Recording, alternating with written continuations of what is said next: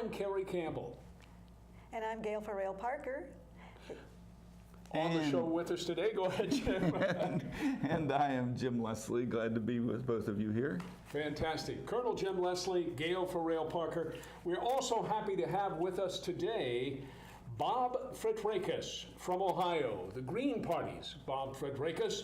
Bob of the Green Party is a political science professor at Columbus State Community College, where he won the Distinguished Teaching Award in 1981. Professor Fitrakis has taught political theory at the University of Michigan, taught political science at Wayne University and Oakland Community College. Professor Fitrakis of the Green Party has also authored 12 books and several articles, and is a frequent speaker on political, labor, and social policy issues at the national academic and political conferences. He is currently co-chair of the Ohio Green Party and the Franklin County Green Party. He ran as the Green Party candidate for the 3rd Congressional District in 2012 and as the Green Party's endorsed candidate for Lieutenant Governor in the 2014 elections. Bob, welcome to the show. Glad to be on. Tell us a bit about the extraordinary and amazing success of the Green Party of Ohio in the just past 2014 elections, where the Green Party astoundingly shocked the world and won ballot status. Well, we won nearly 100,000 votes, which is the most votes that a third party has gotten in Ohio under its own label since the 1930s. So, and by the time that they're all counted, we'll have over 100,000 votes. That's 3.3% of all the votes cast. And in major counties, where Columbus is, Franklin County, we receive 4.5% of the vote. That's it. And again, we now have permanent status, at least for the next 4 years. We're the only third party on the ballot in Ohio. Professor Fitrakis, you walk your talk. You just ran for public office, I believe, Lieutenant Governor in Ohio, as did I ran for office in Virginia for Congress. The American voter has said in exit polls that they are disgusted with the two legacy parties. How do we get the American voter to vote green?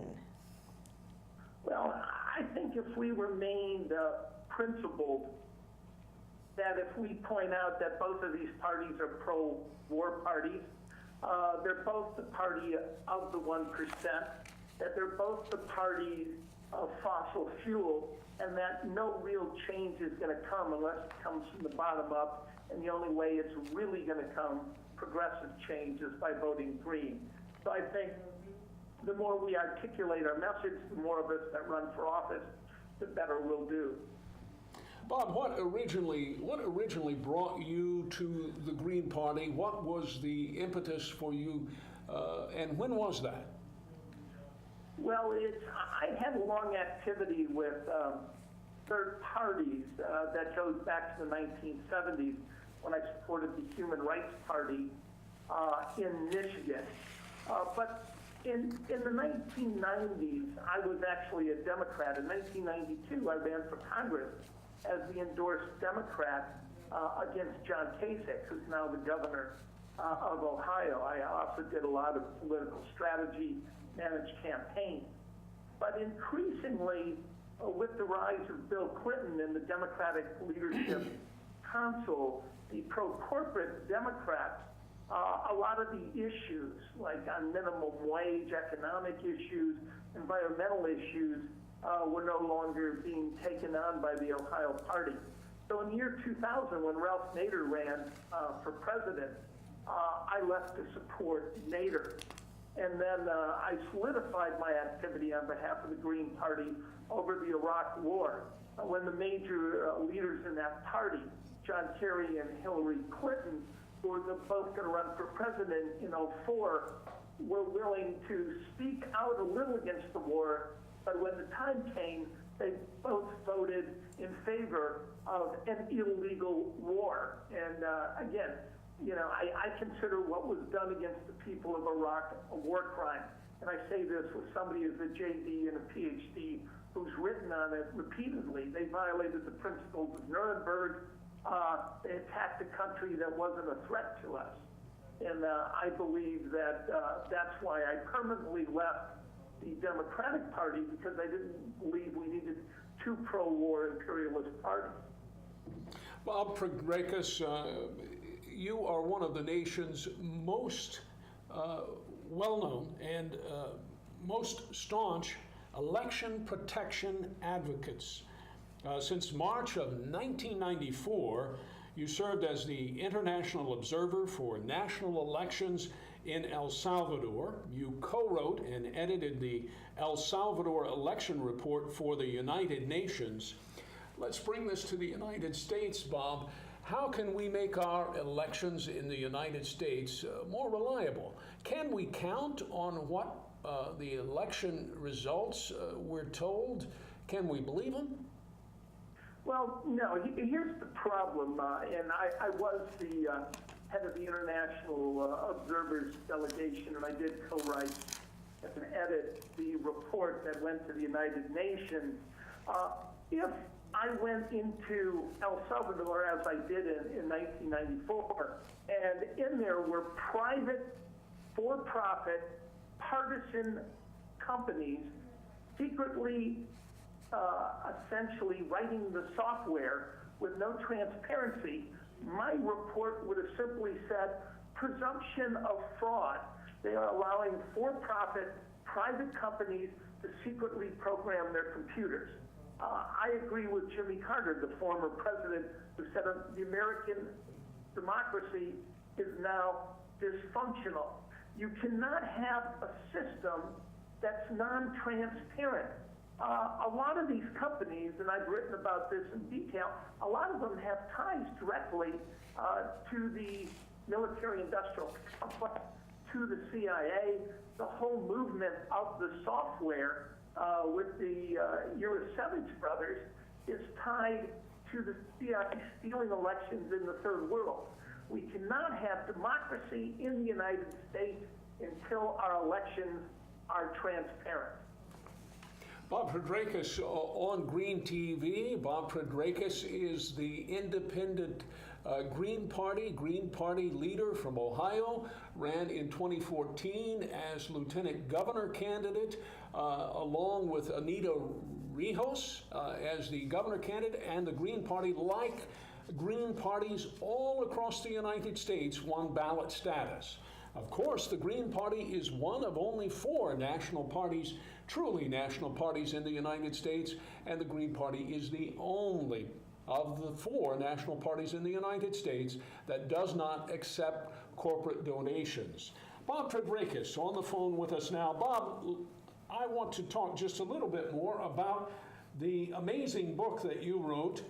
I believe the title was How the GOP Stole the 2004 Election and Rigged 2008. Now, Bob, as a conservative Green, can I believe that? Well, I think it's all there. I mean, if you look at a lot of the information, all the stuff that we write, and I would stress that I was an award-winning investigative journalism, and I mean mainstream investigative, the Society of Professional Journalists. I spent 5 years in Ohio as an investigative reporter, winning many awards, and the key to this is public record. What they did in Ohio in 2004, which is how they won the election here, is essentially they brought in private companies and outsourced the vote count to a company called Smart Tech in Chattanooga, Tennessee, which was run by a born-again, far-right evangelical minister who was also running the server farm for the White House, as well as the Swift voters, for truth that were attacking Kerry. So, I mean, they didn't really hide what they were doing here, and they signed the contract a year and a half. And in fact, in my lawsuit, when we found the IT guy, the private IT guy, Michael Connell, and deposed him on the day of the 1 day before the 2008 election, he ended up dead in a small plane crash a month and a half later. So a lot of this stuff is in the public record. What they're relying on is a belief that Americans will refuse to acknowledge anyone tampering with their system. But I believe what they used to do covertly in the third world, particularly those related to the Bush family and the former CIA director, they have brought those tactics home, and all we can do is make our elections transparent. If you allow private companies to secretly program your polling books, your computers, your e-voting machines, you're begging for someone to steal the election. And I would point out that some of the people that have backed my findings are Forbes magazine, Daily Investment News, most of the Wall Street journalists, because they make money and they might lose some if we become an obvious banana republic, have all confirmed that what I have said and my partner Harvey Wasserman has said is all in the public record.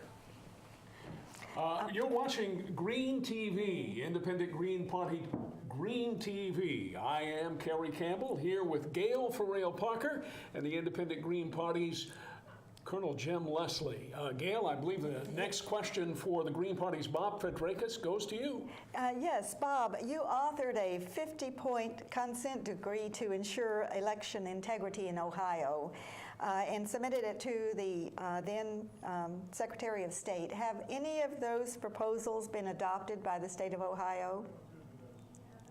There's been a few of them. For example, the random purges in Ohio.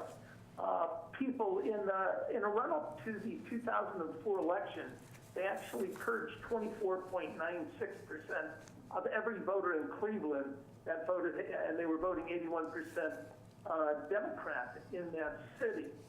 So now at least you have to notify somebody when you're purging them.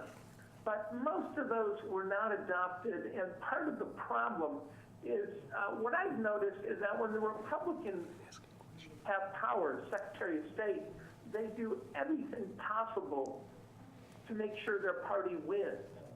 J. Kenneth Blackwell returned 10,000 voter registrations because they weren't on the right paperweight. They moved the precincts around. When the Democrats have power, and I sued as a Green, I sued as a civil rights attorney. Instead of negotiating with me, the Democratic Secretary of State, instead of negotiating a settlement, simply did nothing to ensure future elections would be safe in Ohio. But the one thing she did follow up on, of course, is she did do the Everest study, Jennifer Bruner, and what she pointed out is that computers are so vulnerable in Ohio that somebody with a handheld device and wireless could alter the election results statewide in Ohio. Bob Fitrakis, Ohio Green Party and the 2014 Green Party candidate for Lieutenant Governor on Independent Green Party, Green TV today. Bob, let's focus on positive Green New Deal solutions in the 2015 election cycle. Are you ready to start talking about who are some of the candidates that you hope to have run in the 2015 cycle in Ohio? What kinds of elections will come up in 2015 for the Green Party in Ohio, Bob? Well, they're primarily municipal elections and school board elections. We're already recruiting people for green curriculums. And in the municipal election, there's going to be a big push. We've already been involved with this for the Community Bill of Rights. These Bill of Rights that we're passing is charter amendments. We've just passed our 6th one in Ohio, proclaims that it is a constitutional right to clean air and clean water. And it's driving the companies that frack crazy because city after city is essentially saying you cannot frack here, and we're going to do this at the county level, but particular and through the major cities in Ohio. In fact, in the capital here of Columbus, we're already gathering signatures. We passed it in Youngstown. We passed it in a Republican city, Mansfield, Ohio, with the support of a Republican mayor. People are beginning to understand that you can't, every one of these fracking holes, 3 to 7 million gallons of water, and they're bringing the radioactive contaminated water into Ohio from West Virginia and Pennsylvania. And the governor of this state, John Kasich, who wants to run for president, fired the Ohio EPA director because he noted that there was radium-226 and 228 in the fracking water. So we're in a huge, huge battle to make sure, people aren't being poisoned and radiated in the state of Ohio. And we're going to do this in city after city. Bob Fitrakis, Ohio Green Party, Gail Farrell Parker.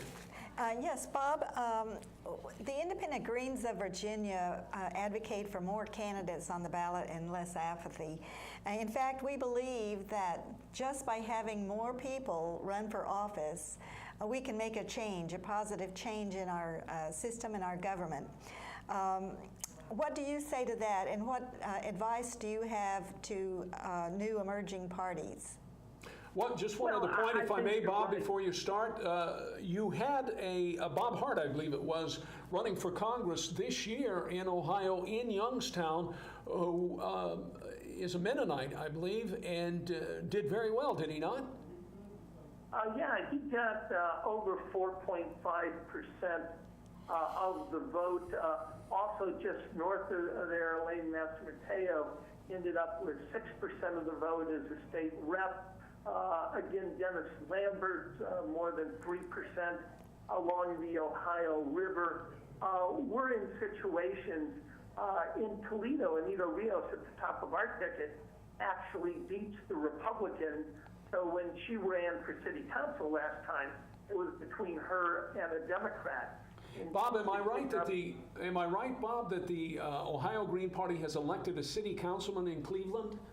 Yeah, Brian Cummings is a Green city councilman in Cleveland, and we also have we had a school board president in Boardman, Ohio, and even here in Columbus, I was elected to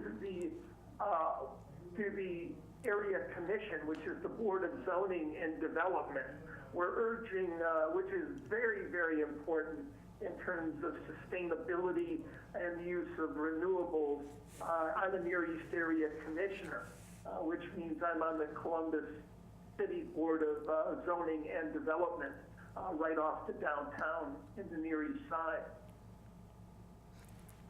Bob, Gail's question now. Gail Farrell's question. Thank you. Yes, Bob, what advice do you have for emerging political parties? And do you believe that we can make a difference just by getting more folks to run for office? Well, I believe if you look at American history versus every ideal we hold sacred, the ending of slavery, equality for women, all of those topics, subjects, and those political laws came from third parties. They did not come from the major parties who spend their time, in the corporate center fighting over 5-10% of the vote. All of the ideas that are going to push for a sustainable, relocalized green America, a hemp-based, more natural economy, all of that will come from the Greens and minor parties, whether it's challenging the surveillance state and protecting the Constitution to having a Green New Deal. The major parties are incapable of breaking with the large multinational corporations. And again, think about the most successful third party in history, the Republican Party. That was a third party that was willing to deal with the issue of slavery. And it was formed out of even smaller third parties, the Free Soil Party and the Abolitionist Party. The New Deal of the 1930s That was the Socialist Party platform of 1908. So historically, new ideas have always come from the People's Party, from the Progressive Bull Moose Party, from the Abolitionist Party. None of the ideas that make society freer, more open, and equal have ever really come from the mainstream parties. We're the incubators of the real values of America. Bob Fitrakis, Ohio Green Party. You're watching Green TV with Colonel Jim Leslie of the Independent Green Party, a candidate in 2015 for House of Delegates. Gail Farrell Parker, Independent Green Party Vice Chair. And, of course, I'm Kerry Campbell. Bob Fitrakis, do you want to announce right here on Independent Green Party, Green TV, what you'll be looking at as far as yourself as a candidacy in 2015? Well, I haven't decided, but I have thought about running in 2016. I've been approached by veterans who, they tore down the Vets Memorial here to hand it over to billionaire developers. So I may be preparing, with the support of the vets, to run for county commissioner in 2016. And again, we'll be taking on the largest recipients of welfare in the county, those who have gotten $250 million in cash out of the casino money. That's amazing, Bob Fitrakis, Ohio Green Party, to hear that in Ohio, because of economic interest, they have torn down a memorial to veterans, and you say you'll use that as a motivation. All three of us here are veterans. Colonel Jim Leslie, U.S. Marine Corps, Gail Farrell Parker, retired Air Force officer, and I myself, a veteran. So we see it as, I can say this for myself, and Jim, would you say so yourself, that running for office as an independent Green Party person is, I see it as a civic and patriotic duty. I just love it. I get so inspired just watching TV and seeing the way the country has been backsliding, going downhill. And I keep thinking, if there's something little that I can do just in my own county, my own neighborhood, to get more people out to vote and to keep America from going in the direction that it has been going the last few years. Bob, where can we find more information about your books? Oh, yeah, you might want to go to the freepress.org, my website. There's also a store there, so they're all in one place, because they were published by different publishers. So if you want to go to freepress.org, it also contains a variety of writings by Harvey Wasserman and myself and other independent and green authors. So freepress.org. Thank you, Bob. You also serve on the National Green Shadow Cabinet, a group of Green Party and independents. Describe to us, if you would please, the purpose of the Green Shadow Cabinet and your role in the Green Shadow Cabinet, Bob. Well, I'm the Federal Elections Commissioner, and I've got a novel approach. Every time the Federal Elections Commission comes out and doesn't stand up for voters' rights, I stand up for democracy. Part of what we do is write policy, and a lot of it isn't hard. In the European Union, for example, there's an opt-in. The government makes sure everyone's registered to vote. So we're fighting the new Jim Crow right now, and I'm able to go forward and talk about every American being registered to vote who's eligible. So that's, and we got a book coming out called Field of Greens that will be coming out next year. It'll be all of the Green Shadow Cabinet writing our national positions in a book. Field of Greens, Gail Farrell Parker, Colonel Jim Leslie, Field of Greens, the new book coming out from Bob Fitrakis and members of the Green Shadow Cabinet on various issues, like Bob Fitrakis just described, voter participation and the ability to do the most fundamental duty of us all as citizens of this great country, and that is to vote. Bob Fitrakis, we're coming down to the last couple minutes of Green Party Green TV. Anything in particular that we've left out that you want to get to here in the last couple of minutes? Well, again, we have called for a state investment bank in Ohio, much like the Nonpartisan League did in North Dakota. You'll hear North Dakota has the best economy in the United States. Part of that is because the people of North Dakota own their own state investment bank, and they invest locally and substantially on behalf of the people of that state. We've proposed that for Ohio as well. We've also come up with novel ideas, a lot of practical stuff. For example, in Ohio, you can't take a train from the capital, Columbus, to Cleveland or Cincinnati. So we've come up with a radical idea that we ought to have train service similar to 1871, when you could take a train from the major cities in Ohio to the other major cities. It's incredible. More trains, less traffic, Bob. You hit the nail on the head. Amazing. Rail saves lives. Rail grows jobs. Rail, every dollar invested in rail creates $20 worth of economic growth. Bob Fitrakis of the Ohio Green Party with a common sense, positive Green New Deal solution, more trains and less traffic, rail from Columbus to Cleveland, even Cincinnati, I'm guessing, Bob? Yeah, the 3C corridor, right from Cincinnati through Columbus to Cleveland. Thank you, sir. Thank you so much. Gail for Rail, 30 seconds. Any last remarks? Thank you so very much for being on the show, Bob. We hope to hear more about your success in the future.